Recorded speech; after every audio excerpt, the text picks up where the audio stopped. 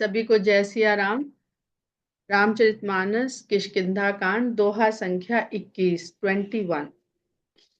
तो दोहा संख्या 21 है कि एहि विधि होत बत कही आए बानर जूथ, नाना बरन सकल दिस देखिय कीस बरूथ। उसके पहले जो चौपाइयां हैं बहुत सुंदर चौपाइयां हैं, पर एक चौपाई हम लेकर के उसके बाद आगे बढ़ते हैं कि तब रघुपति बोले मुस्काई, तुम प्रिय मोहि भरत जिम भाई। अब अगर देखें तो हनुमान जी को भगवान राम कहते हैं कि लक्ष्मण से दूना प्रेम है और तुम मम प्रिय भरत ही सम भाई। तो हनुमान जी और सुग्रीव की भक्ति और भगवान के प्रति उनका भाव क्या एक जैसा है, जो उन्होंने भरत के समान कह दिया। तो यहाँ पर भगवान के लिए सभी भक्त एक ही प्रकार हैं, एक समान है, लेकिन भक्त जो है वो स्वयं में भगवान से उस तरह नहीं जुड़ा है जैसे भरत जी जुड़े हैं। भगवान को कोई फर्क नहीं पड़ रहा है।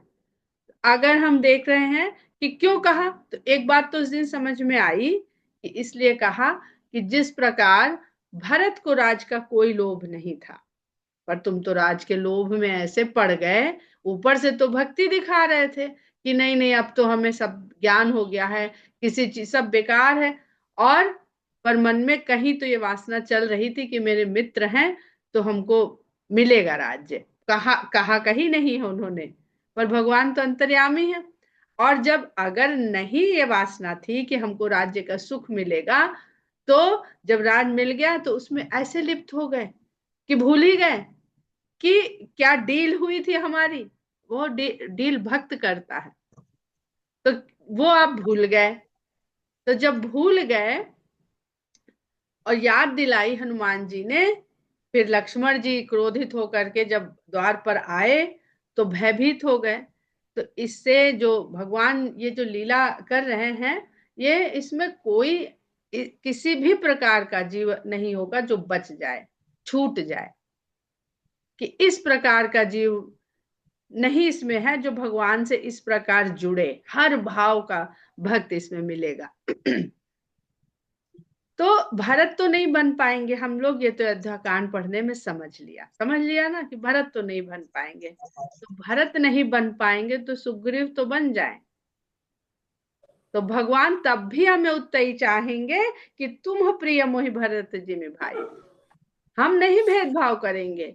हाँ, तुम अपनी वासनाओं से, इच्छाओं से, अपनी मनोकामनाओं से हमसे जुड़ोगे, क्योंकि हम मनुष्य हैं, हम कितना भी कह लें हम नहीं, अरे सब बेकार है, पर मुंह से बेकार कहते जाते हैं और मन मस्तिष्क में चलता जाता है, ये छूट ही नहीं सकता है। इसलिए बिल्कुल चिंता ना करा करिए कि नहीं छूटेगा, अरे नहीं छूट रहा, अरे सुन रहे हैं तब भी कुछ नहीं हो रहा है, पढ़ रहे हैं, समझ रहे हैं, डूब रहे हैं, तब भी कुछ नहीं होएगा ही नहीं।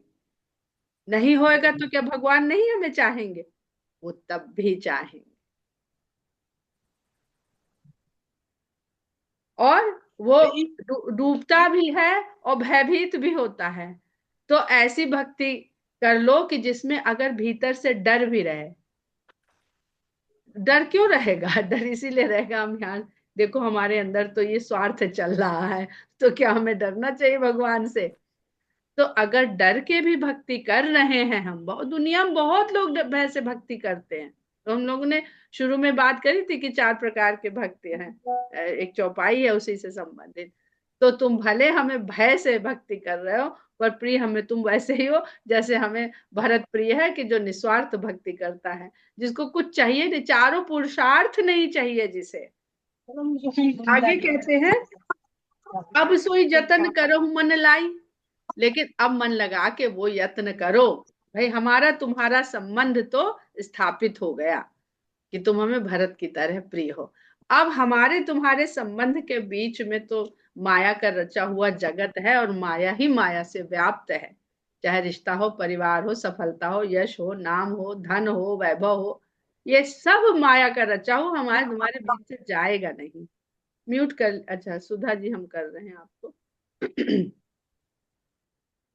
तो भाई अब वो यत्न तो करो कि अब सोई जतन करहु मन लाई, जहि विधि सीता कै सुधि पाई। तो सुधि पाई का मतलब तो ये होता है कि भाई उनकी सुध करो, कहाँ याद करो। लेकिन यहाँ है कि वो किस प्रकार हैं, उनकी कुछ सुध लो, खोज खबर लो कि, क्योंकि लक्ष्मण जी से उन्होंने कहा है कि अगर तो वो जीवित है तो चाहे जहां हो संसार में हम ढूंढ के ले आएंगे। तो हमारे भीतर में कहीं कहीं भी वो है भीतर, तभी तो भगवान उससे हमारी भेंट करवाएंगे। तो पता तो करो कि कहीं सीता इस पूरे संसार में किसी के मन रूपी ये जो ब्रह्मांड है उसमें वो कहीं है तो हम इसको ढूंढ के ऊपर ले आएंगे, सामने ले आएंगे। और सीता की सुध सुग्रीव से लेने को कह रहे हैं, रावण सीता को हर ले गया है। तो ये जो भगवान की आदि शक्ति हैं, प्रिया हैं, जो उन्हें परम प्रिय हैं, चाहे वो राधा बन के आए चाहे वो सीता बन के आए, सारे संसार को वही मोहित भी कर लेती हैं। अब संसार को कौन सी सीता चाहिए? जो ऊपर से दिखती है, सुंदर है, सब कुछ प्रदान करने वाली है, उसका भोग करने में बड़ा आनंद है, शक्ति है। तो सीता शक्ति भी है, सीता भक्ति भी है, और सीता मुक्ति भी है। सीता ही सब कुछ है इस देह देह वाले जीव के लिए। अब किसको कैसी सीता चाहिए? तो भ्रम में पड़ करके सीता तीन रूप में, सबको भक्ति मुक्ति या शक्ति के रूप में चाहिए। लेकिन वो साथ में जो है, जो हमारा देहाभिमान है, सीता भी हमें बिल्कुल, हम जिस तरह से राम से जुड़ गए उस तरह सीता से भी जुड़ जाए तो वो भी कल्याण ही कल्याण है। लेकिन देह में पड़ते ही हमारा जो अहम भाव है वो उस सीता रूपी भक्ति मुक्ति शक्ति से, क्या हमारा अहंकार हमने उसमें मिला दिया? जब उसमें अहंकार मिला दिया कि मेरी भक्ति, मेरी शक्ति, मेरी मुक्ति, उन्होंने, भरत जी ने कह दिया कि निर्वाण भी नहीं चाहिए, मुक्ति भी नहीं चाहिए। तो अहंकार के मिलते ही जो हमारे देह के भीतर खोट के रूप में जो तत्व पड़ा है वो हमने अपनी भक्ति मुक्ति शक्ति में मिला दिया। उसके मिलाते ही वो हमारा भाव हो गया, वो भगवान का भाव रह नहीं गया। अहंकार से मिली हुई वस्तु हमारी हो जाती है, वो भगवान की नहीं रह जाती। तो ये, और इससे हम बच नहीं सकते हैं, बच नहीं सकते हैं, कुछ भी कर लें। तो इसलिए भगवान यहाँ पे आके लीला कर रहे हैं, सब बहुत कुछ बताने के लिए वो प्रयास नहीं कर रहे हैं, वो तो सीधा सीधा कर रहे हैं कि देखते जाओ समझते जाओ। हम लोग प्रयास कर रहे हैं कि वो लीला में हमें क्या सिखाया जा रहा है। हम सदा प्रयास में लगे हैं कि अच्छा इस लीला का भी हमें समझ में आ जाए, ये लीला क्यों की गई। नहीं तो भ्रम में पड़ जाते हैं और तरह तरह की उटपटांग बातें करने लगते हैं भगवान की लीला से। तो इस प्रकार बात हो ही रही थी कि वानरों के झुंड आ गए, जो नाना बरन सकल दिस देखी अकीस बरूद। अनेक विभिन्न विभिन्न प्रकार के रूप रंग वाले वानर थे। वानर कटक उमा में देखा, सो मूर्ख जो करन चह लेखा। हे उमा, मैंने जब वानरों की इतनी बड़ी सेना देखी, अब वही वो मूर्ख होगा जो इनको गिनती करना चाहे, इनका हिसाब किताब करना चाहे। पदुम 18 जूथप बंदर, एक दिन 18 पद्म संख्या लिख के देखिएगा। जिनको हिंदी इकाई सीखी होगी उन्हें लिखना आ जाएगा, जिनने नहीं सीखी होगी वो नहीं लिख पाएंगे। तो अगर उतने वानर धरती पे आ जाए, हमने एक बार बेटे को बताया तो कहता क्या लिखा है, तब छोटा था, ये इतने लोग तो पृथ्वी में समाएंगे ही नहीं, ये सब जो लिखा हुआ है। पर ये इतने ही तरह के मन, यहाँ पर वानर मन का प्रतीक है, चंचल है और कामी भी है। तो इस मन की संख्याओं को, प्रकारों को, हम अपने मन के प्रकार को गिन ही नहीं सकते कि हमारे मन के भीतर कितने तरह के मन हमने उसमें बैठा रखे हैं। कभी ये मन करता है, कभी वो मन, असंख्य हैं। तो सो मूर्ख जो, अरे कहाँ तुम गिनने चल गए, अपने मन को नहीं समझ पाओगे, दुनिया में अपने को नहीं समझ पाओगे, इसलिए छोड़ दो। आई राम पद ना वही माथा, निरखी बदन सब हो ही सना था। आते हैं राम के चरणों में मस्तक नवाते हैं और उनका मुख देख करके अपने आप को सनाथ समझ लेते हैं कि अब हमारे पास कोई हमारा रक्षक है। अस कपि एक न सेना माही, राम कुशल जही पूछी नाही। एक भी वानर उस सेना में ऐसा नहीं है जिससे राम ने उसकी कुशलता नहीं पूछी। यह कछु नहीं प्रभु कहाँ अधिकाई, विश्व रूप व्यापक रघुराई। इसमें यह कछु नहीं प्रभु कहाँ, ये भगवान के लिए कोई बहुत बड़ी बात नहीं है। वो तो विश्व रूप है, व्यापक है, पूरे विश्व के रूप में हर चीज में व्याप्त है, ऐसे हमारे राम है। हमने पहले भी इस पर बात करी थी कि सूर्य से बहुत सरल है इसको समझना कि सूर्य जब निकलता है तो चाहे जितने लोग खड़े हो जाएं, अनगिनत लोग खड़े हो जाएं तो भी प्रकाश, एक अकेला खड़ा हो जाए तो भी प्रकाश। तो सूर्य से समझना तो इसको बहुत सरल है। पर भगवान विष्णु जो है, विष्णु का अर्थ पहले भी हम लोग इस पर चर्चा कर चुके हैं कि विष्णु का अर्थ है विश्व के प्रत्येक अणु में जो ऊर्जा व्याप्त है, वो विष्णु है। तो अब भगवान बार बार कहते हैं ना कि जड़ चेतन में सब में मैं हूं।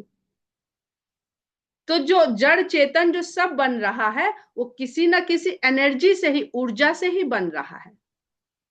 किष्किंधा कांड में बहुत गुफाएं हैं और ये गुफाएं क्या है, पाषाण हैं, जड़ हैं। तो इसका तात्पर्य आप लोग को धीरे धीरे इसको आगे बढ़ते हुए समझ में आएगा। कहते ठाढ़े जह तह आयसु पाई, कह सुग्रीव सब ही समुझाई। और प्रणाम करके, आज्ञा पा करके, भगवान का दर्शन करके, सनाथ हो करके जहां तहां खड़े हो गए। आज्ञा पाके सबने, जहां तहां मतलब ऐसे ही नहीं खड़े हो गए, जहां आज्ञा दी गई वहां। सेना सेना ऐसी थोड़ी खड़ी हो जाती, और सेना कह रहे हैं दो दो जगह कि बानर कटक और अस कपि एक न सेना माही। तो जहां आज्ञा दी गई वहां खड़े हो गए। सब तब सुग्रीव ने सबको समझा कर कहा, राम काज अरु मोर निहोरा, बानर जूथ जाहु चहुओरा। ये राम का कार्य है और मेरा निवेदन है। अपने जो वानर के झुंड आप लोगों ने अलग अलग दल बनाए हैं, ये चारों दिशाओं में जाइए। जनक सुता कहु खोजहु जाई, मास दिवस मह आए भाई। जनक सुधा की खोज करिए। जो खो गई है वो जनक सुता है, वो खो गई है। राम की सीता तो सदा राम के पास है, वो राम से अलग है ही नहीं। पर संसार में खोई हुई दिख रही है, वो खोई हुई है जो जनक सुता है, जो राम को सौंपी थी। उसको खोजना भी राम का धर्म है, क्योंकि जनक सुता है, उनको किसी पिता ने बड़े प्रेम से, स्नेह से, आदर से, मान के साथ दी है। तो कहते हैं जनक सुता की खोज करो और 1 महीने में लौट आना। खोजते ही पड़े न रहना। आगे वो कह रहे हैं, अवधि मेटि जो बिन सुधि पाए, आवहि बनी ही सो मोहि मराए। और अवधि बिताकर जो बिना खोजे लौट आया, उसका तो वध कराना मेरे लिए बनता ही है।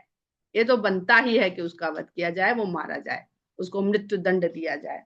तो एक तरफ तो कह रहे हैं कि 1 महीने में लौट आना, और दूसरी तरफ कह रहे हैं कि बिना खोज करे आए तो मारे जाओगे। तो अब वानर करे क्या? मन इसी उहापोह में रहता है ना कि खोज नहीं पाए तो लौटे कि न लौटे। लौट आना ये इसलिए कह रहे हैं क्योंकि पूरे दल में कोई ना कोई तो खोज के आएगा। तो खोज के आएगा तो सेना लेके फिर चलना भी तो पड़ेगा, और लौटेंगे नहीं तो आधी सेना जो खोजेगा वही, अगर 4 दिशा में गए हैं तो 1/4 लौट के आएंगे, बाकी 3/4 तो हमारे बिखर ही जाएंगे। तो सेना तो हमारी वैसे ही छोटी हो गई।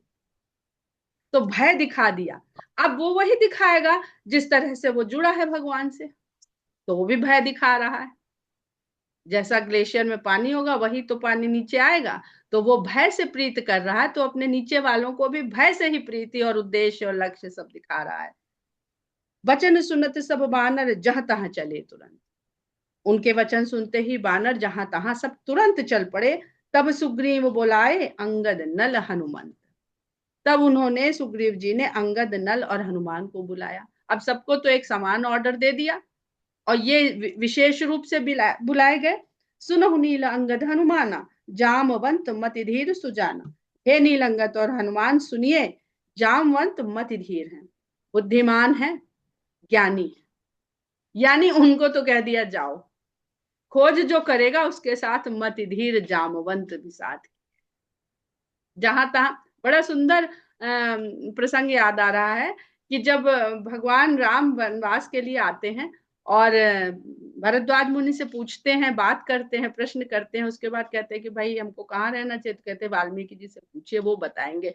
तो वाल्मीकि जी से भगवान पूछते हैं कि मैं कहाँ जाऊं। बड़ा सुंदर प्रसंग है, सबने सबको याद होगा। तो वाल्मीकि जी कहते हैं तुम्हारे लिए तो सब मार्ग सही है, तुम जिधर चाहे उधर चले जाओ, अब जह तह चले तुरंत। तो वाल्मीकि जी ऐसा क्यों कहते हैं कि पथिक हैं, राम बटोही हैं। अब पथिक को पता है कि हम अयोध्या से आए हैं, ये तो पता है कि हम कहाँ से आए हैं, और पूछ रहे हैं मार्ग बताओ। तो कहते हैं कि मार्ग कहाँ जाना है पहले ये बताओ, तब हम मार्ग बताए ना। हम लोग चौराहे पे खड़े हो जाए और कहते हैं रास्ता बता दो, तो पूछने वाला तो यही कहेगा कि कहाँ जाना है ये बताओ, तुम ये बता ही नहीं रहे हो, कर रास्ता बता, तो कहेगा जहां मन वहां चले जाओ। जब वो कहते हैं कि हम ऐसी जगह रहें जहां किसी को उद्वेग ना हो, तो वो भी बताते हैं आगे। तो यहाँ ये उन्होंने बस ये कह दिया कि तुम जाओ। तो मन ऐसा ही है, वो जाना तो चाहता है पर कहाँ जाना चाहता है उसे पता नहीं है, तो वो जहां तहां चल देता है, जहां उसको समझ में आया उधर चल पड़ा। लेकिन कुछ ही लोगों को लक्ष्य निर्धारित होता है कि हमको, अरे नहीं ये पता कहाँ जाना है, तो ये तो पता है कि किधर जाना है। तो दिशा तो सुग्रीव देख ही चुके हैं कि वो किधर को लेके गया है, तो फिर सब तरफ देखने की क्या जरूरत। यहाँ एक और तात्पर्य है कि जरूरी नहीं है कि वो जिधर आपको दिख रहा है तो हम बाकी जगह खोजना छोड़ दें। हमारी कोई चीज खो जाती, चाबी खो जाती है, तो हम चाहे जहां उसको एक जगह रखते, मगर हम ढूंढते सब जगह, कि कहीं ऐसा ना हो कि हमने वहां रख दी और ढूंढ तो बस यहीं रहे। तो ढूंढना सब जगह चाहिए। सुनो नील अंगद हनुमाना, जामवंत मति धीर सुजाना, सकल सुबढ़ मिल दक्षिण जाहू, सीता सुधि पूछे हु सब काहू। तुम सब लोग अच्छे बढ़िया से बढ़िया योद्धा लेकर के तुम लोग दक्षिण दिशा में जाओ, ऐसे उनको भी बता देते। तुम लोग दक्षिण दिशा में जाओ और सीता का पता सबसे पूछना, किसी को छोड़ना नहीं, पता नहीं कौन बता दे तुम्हें। मन क्रम बचन सो जतन विचारे हो, रामचंद्र कर काज संवारे हो। वो यत्न करना, जो भी यत्न करना, वो मन से, कर्म से, वचन से विचार के करना, सोचना, फिर बात करना, किससे क्या पूछना है, कैसे पूछना है, और फिर कर्म को उसमें अपने संपादित करना, और इस प्रकार राम के कार्य को संवारना। क्योंकि भगवान भी जानते हैं इस संसार में बहुत कम लोग हैं जिन्हें हम चाहिए, चाहिए सबको सीता। माया के बिना, लक्ष्मी के बिना संसार चलेगा ही नहीं। भानुपीठ से ई उर आगी, स्वामी सर्व भाव छल त्यागी। बहुत सुंदर चौपाई है कि भानुपीठ, सुग्रीव बता रहे हैं कि सूर्य को पीठ से और अग्नि को हृदय से सेवन सेवन करना चाहिए। यानी सूर्य की तरफ पीठ करनी चाहिए और अग्नि की तरफ सम्मुख रहना चाहिए, हृदय को करना चाहिए। स्वामी सर्व भाव छल त्यागी, और सब छल को मन वचन से छोड़ करके स्वामी की सेवा करनी चाहिए। अपना उसमें कोई छल नहीं शामिल होना चाहिए। भानुपीठ, अब भानु क्या है, जाड़े में हम सब ने देखा, बहुत धूप खाने के लिए सूर्य में बैठते हैं, तो कोई सामने सूर्य कर मुंह नहीं बैठता है, सब पीठ की ओर बैठते हैं। अब अगर हम सूर्य को ज्ञान का, बार बार गोस्वामी जी ज्ञान का ही प्रतीक बताते हैं, सूर्य का अर्थ अभी नया समझने को मिला एक पुस्तक को पढ़ते हुए। सूर्य शब्द वैदिक काल से भी पहले बना सुधन इर से। सु का मतलब सुंदर, अच्छा, शुभ, और इर का मतलब आगे बढ़ाना, फोर्सफुली आगे बढ़ाना, इर। तो सूर्य का अर्थ होता है धक्का देके किसी को अच्छी दिशा में आगे बढ़ाना, सुंदर दिशा की ओर अग्रसर करना। तो जब कोई हमें धक्का देके आगे बढ़ाएगा, उसका प्रतीक कौन है? गुरु। और गुरु अगर प्रकाश का प्रतीक है, तो गुरु आगे चलेगा, हम पीछे चलेंगे, तो प्रकाश तो हमें मिला नहीं, थोड़ी दूर तक तो दिखेगा। और गुरु पीछे है हमारी पीठ की तरफ और हम आगे हैं, तो गुरु के हाथ में जो भी मोमबत्ती है, मशाल है, वो गुरु साथ साथ चल रहा है पीछे पीछे, तो हमें कहीं अंधेरा मिलेगा नहीं, हमें ज्ञान का प्रकाश भी मिलेगा। और जो हमारे ऊपर विपदा आने वाली है, आगे तो हम देख रहे हैं, पीछे से गुरु संभाले हुए। तो सूर्य को पीठ से और अग्नि को हृदय की ओर से। जब आग चूल्हे में खाना बना रहे हैं या कहीं बना रहे हैं, तो अगर पीछे आग है तो हमें पता ही नहीं चलेगा कि कब पकड़ दिया, क्या हो गया, कौन सी दुर्घटना हो गई। उसी प्रकार तो कैसा तेज आपके पास है, उसके हिसाब से तय करिए कि वो सम्मुख रहे कि वो पीछे रहे। अब ये जब ये चौपाई पढ़ रहे थे तो बड़ा आनंद आया कि हनुमान जी की तो पूंछ में आग लगा दी, और यहाँ लिखे हुए हैं नीति उनके राजा साहब ने सिखा के भेजा है कि इस अग्नि को सम्मुख से सो, इन्होंने तो हमारे पीछे आग लगा दी। तो पीछे आग लगा दी तो देखो ये हो गया।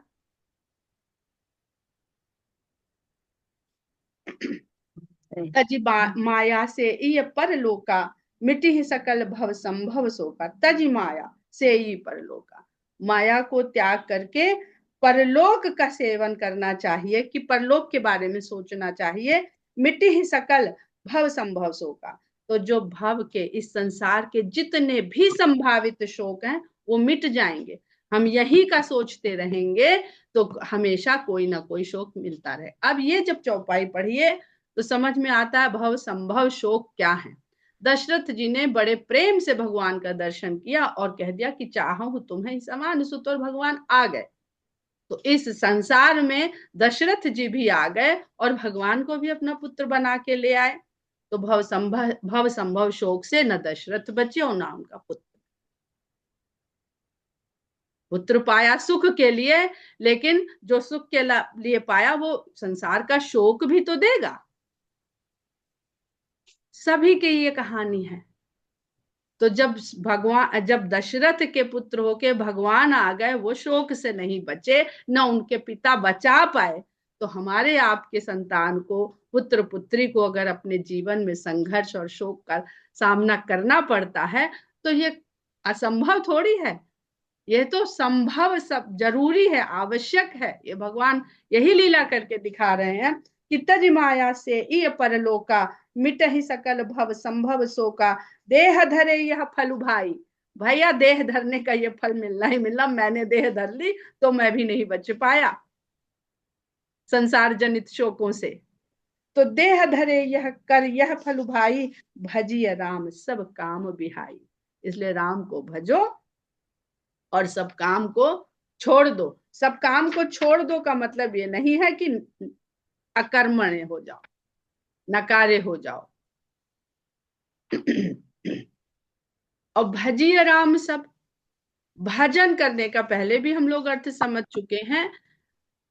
हम लोग को भगवान को भजना है, पढ़ना है, गाना है, सुनना है, सुनाना है। ये सब क्रिया जो है, अगर हम भजन में जो आता है वो वाणी शामिल होती है। भजन के दो अर्थ हैं जो हम लोग समझते हैं कि भजन गाना, और भज का अर्थ, भज धातु का अर्थ है ध्यान लगाना। तो ध्यान का संबंध मन से है, जहां हम स्मरण करते हैं भगवान का या ध्यान लगाते हैं। और जो मन भजन है उसमें या हम गाते हैं या सुनते हैं या सुनाते हैं। आप कोई भजन सुनाइए, हाँ भाई सुनिए। तो यदि भजन यानी भगवान की कथा सुनने वाला मिल जाए तो जरूर सुनाना चाहिए। वहां पर एक बहुत सुंदर भाव संबंध पैदा होता है, जो कथा सुनने और सुनाने वाले का संबंध होता है। इस साख्य भाव है तो हमको अपना और आपका और सबका संबंध समझ में आया कि हम लोगों के बीच में और कोई संबंध है ही नहीं, सिर्फ ये राम कथा का, राम की लीला का, राम के गुणगान का ही तो संबंध है। तो सुनने वाला मिल जाए तो सुनाना चाहिए, सुनाने वाला मिल जाए तो सुनना चाहिए, और दोनों ना मिले तो बड़ा मन खोल के गाना चाहिए। और जो ये ना करे तो फिर ध्यान, मन में बैठ के ध्यान लगाना चाहिए या जप करते रहना चाहिए। सोई गुणज्ञ सोई बड़भागी, जो रघुबीर चरण अनुरागी। वही गुणवान है, वही बड़ा भाग्यशाली है जो राम के चरणों से प्रेम करता है। आय सुमांगी चरण सिरुनाई, चले हरसि सुमिरत रघुराई। आज्ञा मांग करके और राम के चरणों में शीश नवा के सब चले हरसि सुमिरत रघुराई। राम का स्मरण करते हुए हर्ष के साथ चल पड़े। पाछे पवन तनय सिरुनावा, सबसे पीछे सबसे बाद में पवन तनय आए और उन्होंने शीश नवाया।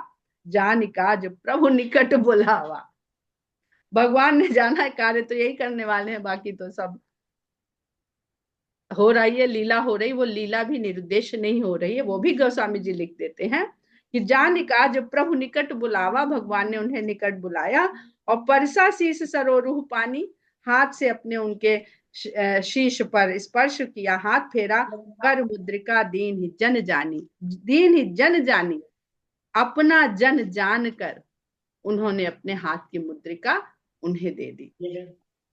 बहु प्रकार सीता ही समुझायो, कही बल बिरह बेग तुम आयो, सीता को सब प्रकार से बहुत प्रकार से समझाना और मेरा बल और विरह दोनों बताना। अब ये कर मुद्रिका अगर हम प्रतीक के रूप में ले रहे हैं भौतिक, तो अंगूठी उतार के दे दी, मुद्रिका से मुद्रा, मुद्रा से जो आज की मुद्रा, और चिन्हारी पहचानी, बहुत सारी बातें कहती है ये कर मुद्रिका। और चिन्हारी पहचानी या जो वचन के रूप में कह रहे हैं, बहु प्रकार सीते ही समझायो, कही बल विरह बेग तुम आयो, मेरा बल और विरह दोनों बता के जल्दी से आना, वेग से लौट के आना, तेजी से लौट के आना, बेग शब्द वेग से बनता है। हनुमत जन्म सुफल करिमाना, अब इतने लोगों में भगवान ने हमें चुना, तो हनुमान जी ने अपने जन्म को सफल मान लिया और चले हृदय धरी कृपा निधाना, कृपा निधान को हृदय में धर करके चल पड़े। यद्यपि प्रभु जानत सब बाता, राजनीति राखत सुर त्राता, यद्यपि भगवान सब कुछ जानते हैं, सीता किधर है, कहाँ है, कौन हर के ले गया है, राजनीति, लीला नहीं, यहाँ राजनीति सिखा रहे हैं भगवान। राजनीति राखत सुर त्राता, देवताओं को कष्ट देने वाले को बचाने वाले, जो देवताओं की रक्षा करने वाले भगवान यहाँ राजनीति का नियम निभा रहे हैं कि रावण के भी तो गुप्तचर घूम रहे होंगे, तो वो क्या बताएंगे, अरे उन लोगों को कुछ पता थोड़ी है आप कहाँ ले गए हैं, वो तो असंख्यों वानर सारी दुनिया में भेज दिए हैं, यही रावण को खबरें मिल रही तो निश्चिंत बैठा है। आगे सुंदरकांड में सब पढ़ने को मिलेगा कि अरे जो आएंगे खा पी के हमारे राक्षस बढ़िया अपनी भूख मिटाएंगे। तो राजनीति क्या कहते हैं, शत्रु को आपकी चाल का, आपकी जो योजना बनाई है उसका पता नहीं चलना चाहिए, और जिनको भेज रहे हैं उसमें भी हनुमान जी के साथ क्या बातचीत हो गई, तो अकेले में बात हुई, सबसे पीछे आए, कोई वहां है ही नहीं, तो हनुमान और राम में क्या बात हुई ये हम सब लोग अंदाजा लगाएं अपनी अपनी बुद्धि सामर्थ्य के हिसाब से, हमको भी पता नहीं है कि राम और हनुमान में बात क्या हुई, जैसे राम और सीता में बात क्या हुई ये लक्ष्मण को नहीं पता, तो राम और हनुमान में क्या बात हुई ये पता किसी को नहीं है। जैसे जिसकी बुद्धिक सामर्थ्य है वो अपने लगाए, हम भी अपने अपनी सामर्थ्य से ही, या जो मेरा भाव है उस भाव से ही हम भी अपना बताते रहते हैं। चले सकल बन खोजत सरिता सर गिर खोह, राम काज लैलीन मन बिसरातन कर छो। सभी निकल पड़े, वनों को चल गए और वन में खोज रहे हैं सीता को, नदियों में, सरोवरों में, गिरी की गुफाओं में, गुफा ही गुफाएं। राम काज लैलीन मन, राम के काज में सबका मन ऐसा लीन हुआ कि तन का सुध बुध भूल गया।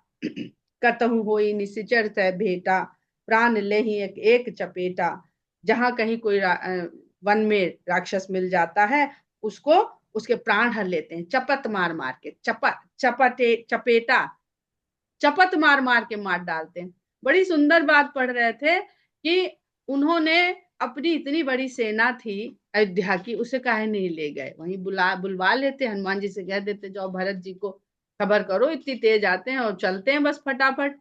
तो यहाँ राजनीति जो सिखा रहे हैं, बहुत तरह की राजनीति है जो थोड़ी बहुत हमें पढ़ लिख के समझ में आई है कि अगर मनुष्यों की सेना आती तो फिर उनके लिए तंबू बनाओ, उनके लिए रसद का इंतजाम करो, उनके सभी सभी कुछ चाहिए। हम देखते हैं, हम लोग शिविर लगे होते हैं, युद्ध होते हैं तो बड़े बड़े, जिसमें सेनाएं विश्राम भी करती हैं, महाभारत के युद्ध में देखिए, और ये वानर है, ये कहीं पेड़ में सो लेंगे, गुफा में सो लेंगे, जो चीज है वहां सो लेंगे, और जो पेड़ में लगा है वो खा लेंगे। अब वनवासी राम के पास कहाँ से इतना इंतजाम करेंगे कि अयोध्या की सेना बुला लें, तो उनके इंतजाम कैसे करेंगे? खुद के खाने का ठिकाना नहीं है। जब सीता के साथ चले थे तो कहे थे सोने को भी मिलेगा किसी दिन स्थान, कि नहीं मिलेगा, किसी दिन खाने को भी कंदमूल फल मिलेगा कि नहीं मिलेगा, हम कुछ जानते नहीं है। ये भी तात्पर्य, ये राजनीति है। और जो यहाँ पे आध्यात्मिक भाव है कि भगवान को सबके मन में वो आत्मविश्वास भरना है, चाहे वो नगर में रहने वाला है, चाहे वो गांव में रहने वाला है, चाहे वो वन जैसी जगह जहां कोई सुविधा नहीं है, लेकिन अगर मन के बल में राम का बल मिल जाता है तो वो सोने की लंका में सारे आयुध अस्त्र शस्त्र से सुसज्जित रावण के ऊपर भी धावा बोलने की हिम्मत रख सकता है। तो राम का काम आपके मन के बल को बढ़ाना है, आपके मनोबल को बढ़ाना है। और कोई उन्होंने वही यही सेना बना रहे हैं, सबके मनोबल को बढ़ा रहे हैं। जो हम लोग आजकल कहते हैं ना, यू कैन डू इट, और अपना तो बैठे हैं एक जगह कि जाओ भाई पता करके आओ, फिर देखें बताओ आके, फिर सोचेंगे क्या किया जाएगा। तो यही हम लोग विराम लेते हैं दोहा संख्या 23 पर। जय सिया राम।